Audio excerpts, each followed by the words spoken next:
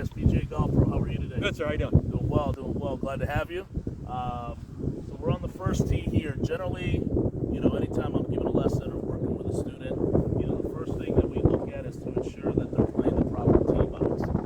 Most golfers have a tendency to maybe want to play the wrong tee box based on their handicap. So usually when I open up a lesson with a new student, I always like to ask, what are your round scores, what's your handicap, and then we determine, what's the appropriate tee box for them to play. I mean, not only does that make the game much funner for them playing the right tee box, but it also helps with the pace of play and everything that we got going on out there. Now, we're on hole number 1 here, so can you tell me a little bit of what you're seeing with regards to how this hole is shaping up?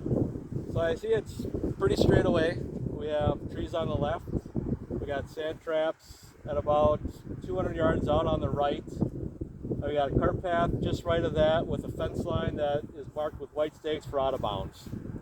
Yep, that is correct. So typically, knowing that we've got out of bounds, just right to the right of the cart path, and with the way the wind's blowing right now, if I've got a player that has a tendency to slice it a little bit or play a little fade with the wind, it's going to enhance it. So if I'm here suggesting, what would you recommend to that player might be the appropriate line for them to hit this tee shot?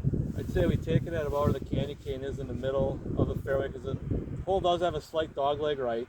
Yep. So we play it to the candy cane or left of the candy cane on the left edge, just off to the right side of the tree line.